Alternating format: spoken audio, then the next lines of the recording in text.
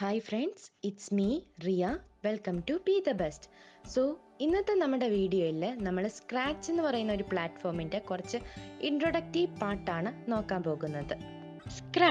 Scratch എന്ന് വെച്ച് കഴിഞ്ഞാൽ USA MIT ഇൻസ്റ്റിറ്റ്യൂട്ട് ഡെവലപ്പാക്കിയ ഒരു പ്ലാറ്റ്ഫോമാണ് സ്ക്രാച്ച്. എന്തിനാണെന്ന് വെച്ച് കഴിഞ്ഞാൽ നിങ്ങളെപ്പോലെയുള്ള കൊച്ചു കുട്ടികളെ കോഡിംഗ് ഓർ പ്രോഗ്രാമിംഗ് പഠിപ്പിക്കാൻ വേണ്ടിയിട്ടാണ്.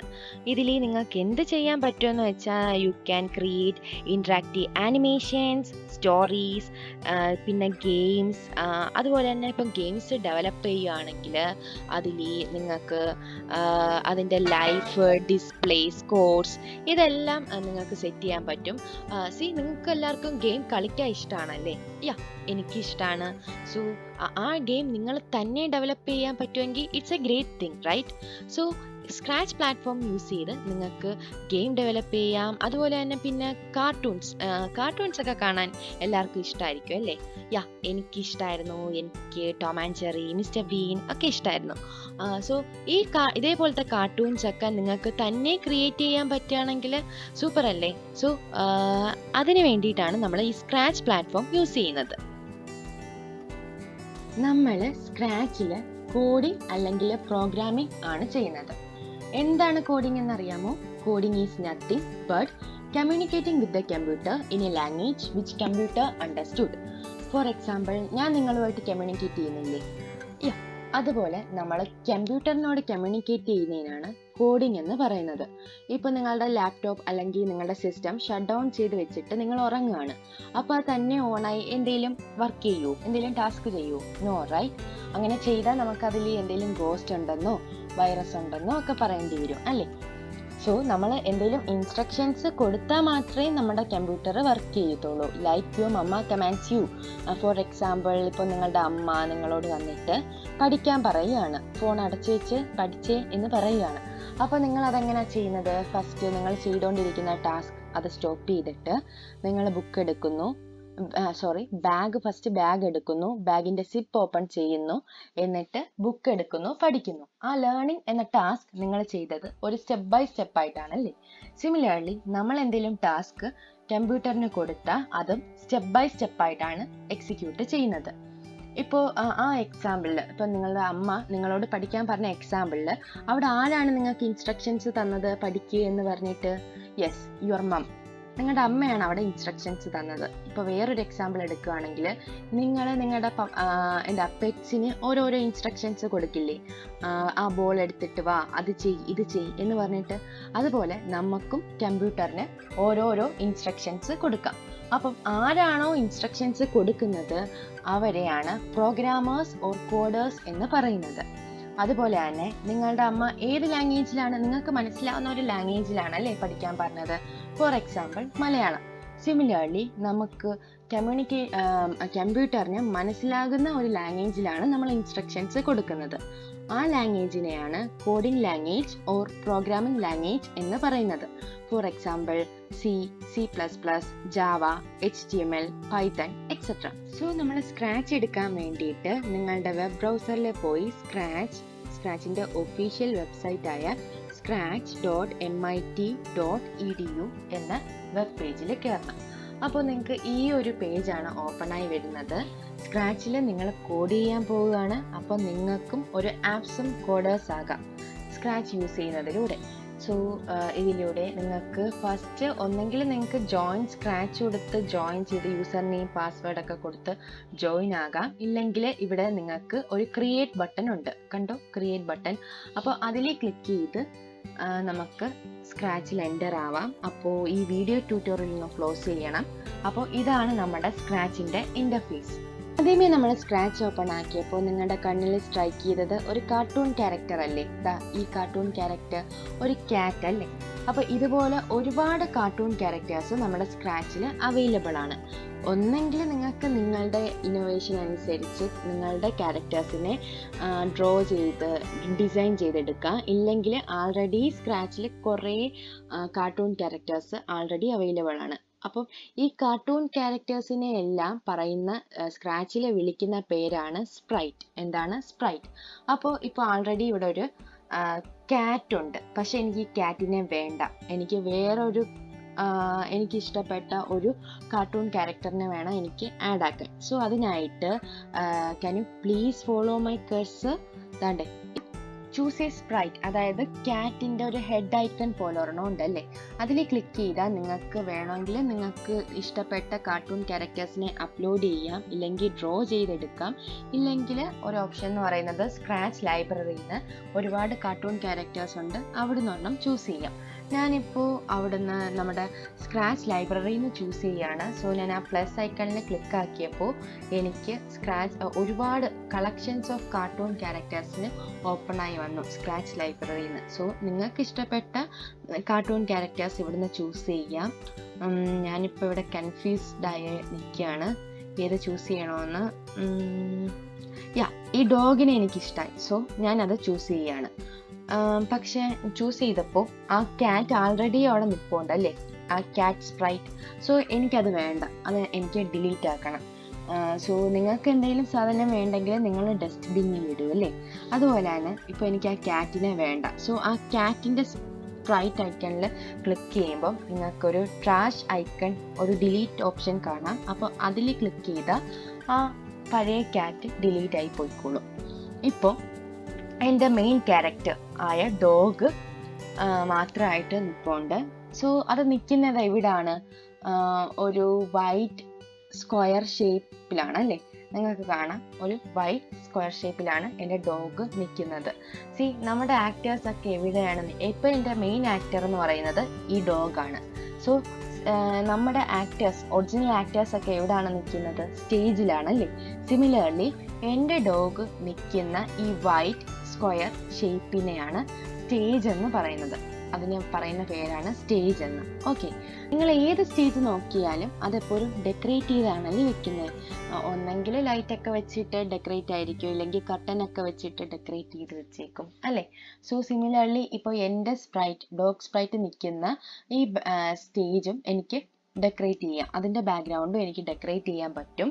എങ്ങനെയാണെന്ന് വെച്ച് കഴിഞ്ഞാൽ ഈ ചൂസ് എ സ്പ്രൈറ്റിൻ്റെ നെക്സ്റ്റ് അടുത്തായിട്ട് ചൂസ് എ ബാക്ക് ഡ്രോപ്പ് എന്ന് പറഞ്ഞ ഒരു ഇമോജി ഐക്കൺ കാണാം. സോ നിങ്ങൾ അതിൽ ക്ലിക്ക് ചെയ്താൽ അതിൽ നിങ്ങൾക്ക് ഒന്നെങ്കിൽ അപ്ലോഡ് ചെയ്യാം, ഡ്രോ ചെയ്യാം, ഇല്ലെങ്കിൽ നമ്മുടെ ബാക്ക് ഡ്രോപ്പ് ലൈബ്രറിയിൽ നിന്ന് ചൂസ് ചെയ്യാം. ഇപ്പം ബാക്ക് ഡ്രോപ്പ് ലൈബ്രറിയിൽ കുറേ ബാക്ക്ഗ്രൗണ്ട് ഉണ്ട്. അപ്പം എൻ്റെ ക്യാരക്ടറിന് പറ്റിയ ഒരു ബാക്ക്ഗ്രൗണ്ട് ചൂസ് ചെയ്യണം.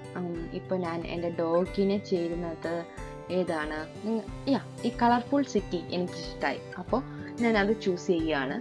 സോ ഇപ്പോൾ എൻ്റെ സ്റ്റേജ് ഒരു ബാക്ക്ഗ്രൗണ്ട് വെച്ച് ഞാനിപ്പോൾ ഡെക്കറേറ്റ് ചെയ്തിട്ടുണ്ട്. സ്ക്രാച്ചിൻ്റെ റൈറ്റ് സൈഡിൽ നോക്കുകയാണെങ്കിൽ നിങ്ങൾക്ക് 3 ടാബ് കാണും, കോഡ്, കോസ്റ്റ്യൂം ആൻഡ് സൗണ്ട്സ്.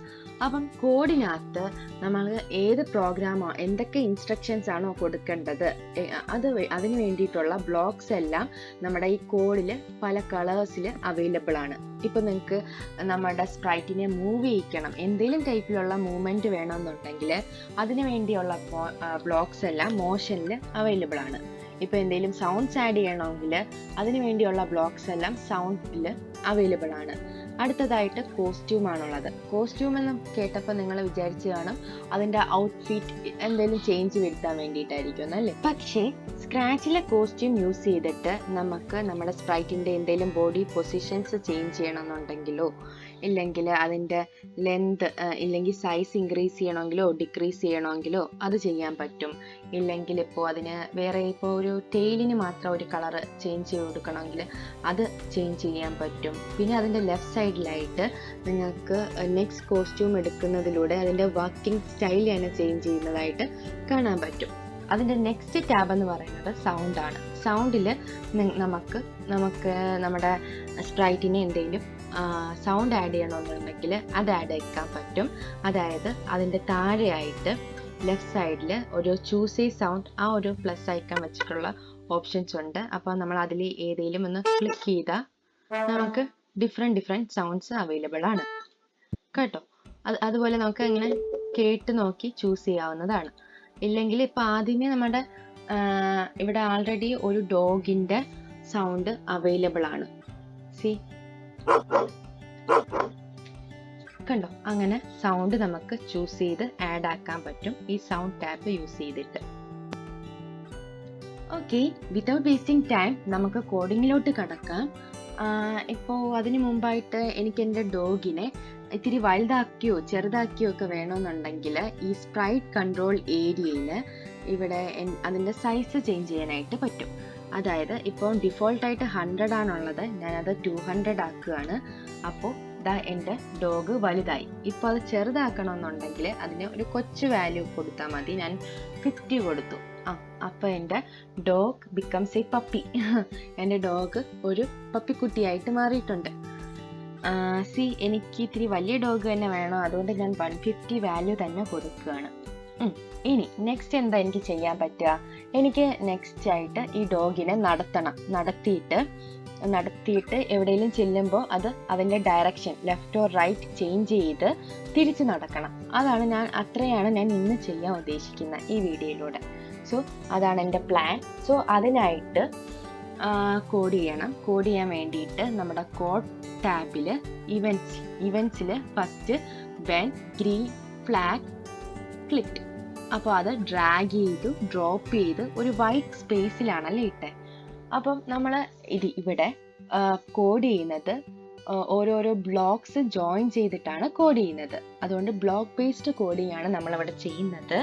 ഈ കോഡ് ചെയ്യുന്ന ഈ ഒരു വൈറ്റ് സ്പേസ് ഏരിയനെ നമ്മൾ കോഡിംഗ് ഏരിയ എന്ന് പറയും. ഇവിടാണ് നമ്മൾ ഓരോ ബ്ലോക്കും കൊണ്ടുവന്ന് ജോയിൻ ചെയ്യുന്നത്. എങ്ങനെയാണ് നമ്മൾ ഈ പസിൽസ് ഒക്കെ സോൾവ് ചെയ്യില്ലേ, അതുപോലെയാണ് നമ്മളിവിടെ കോഡ് ചെയ്യുന്നത്. ഓക്കെ, ഫസ്റ്റ് ഞാൻ വെൻ ഗ്രീൻ ഫ്ലാഗ് ക്ലിക്ക് ആ ഒരു ബ്ലോക്കാണല്ലേ സെലക്ട് ചെയ്തത്.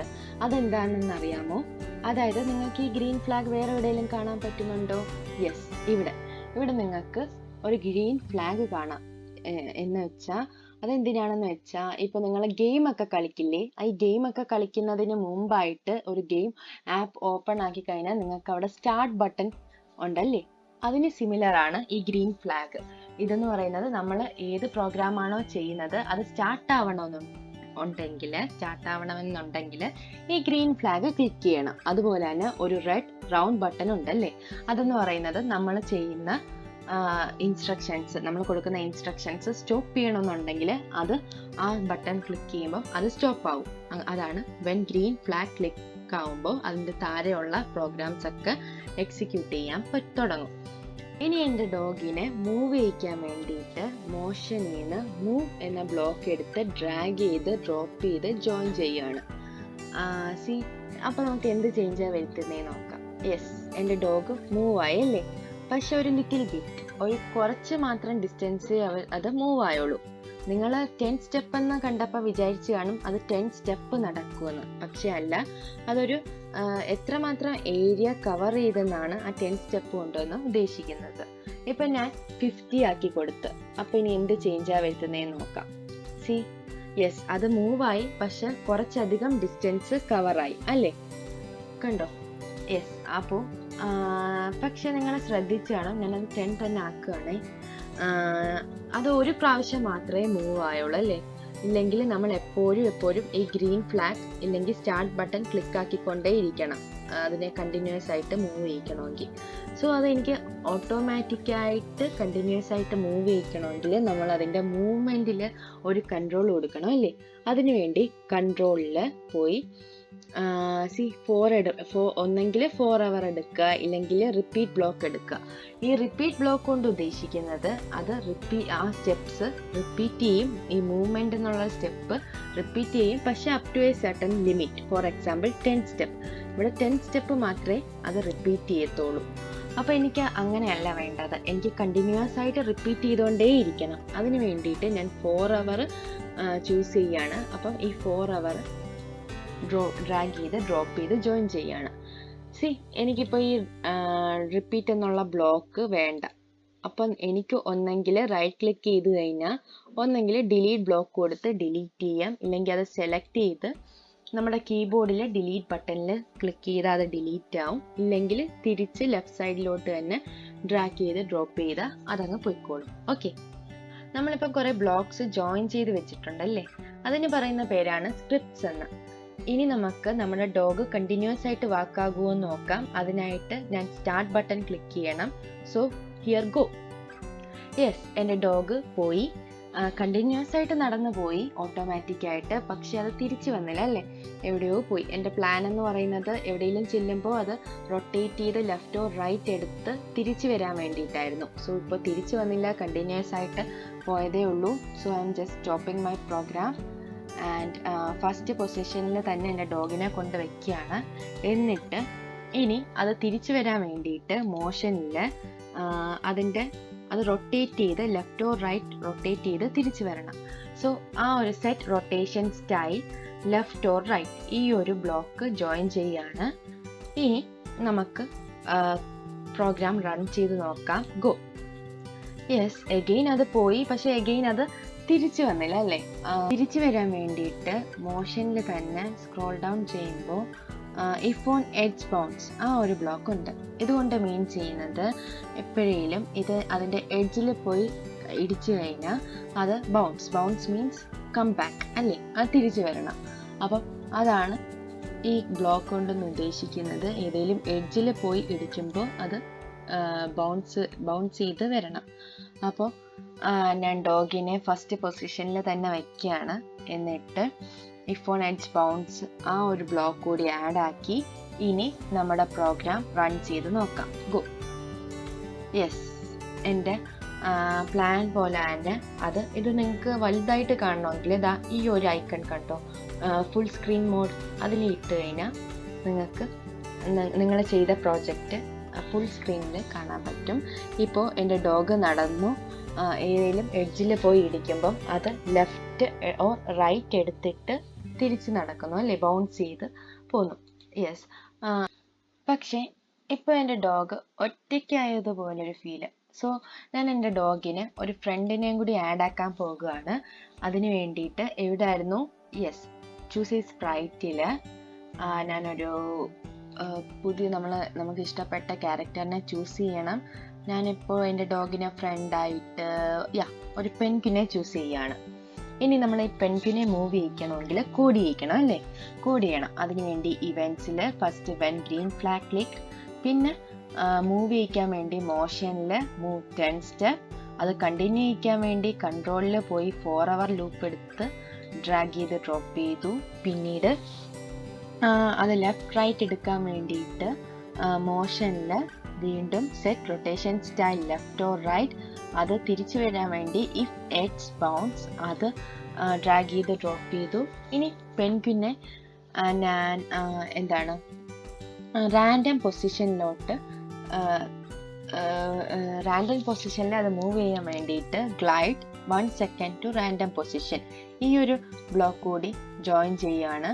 ഇനി നമുക്ക് നമ്മുടെ പ്രോഗ്രാം സ്റ്റാർട്ട് ചെയ്ത് നോക്കാം. Here they go. കണ്ടോ, എൻ്റെ ഡോഗ് നടക്കുന്നുണ്ട്, കൂടെ അതിന് കൂട്ടായിട്ട് ഒരു പെൻഗ്വിനും ഉണ്ട്.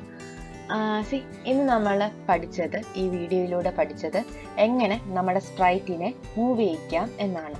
ഇനി കമ്മിങ് വീഡിയോസിൽ നിങ്ങൾക്ക് നിങ്ങളുടെ സ്പ്രൈറ്റിനെ ഫ്ലൈ ചെയ്യിക്കാം, എങ്ങനെ ജമ്പ് ചെയ്യിക്കാം എന്നുള്ളതൊക്കെ കവർ ചെയ്യാം. So see you in the next video. Bye by.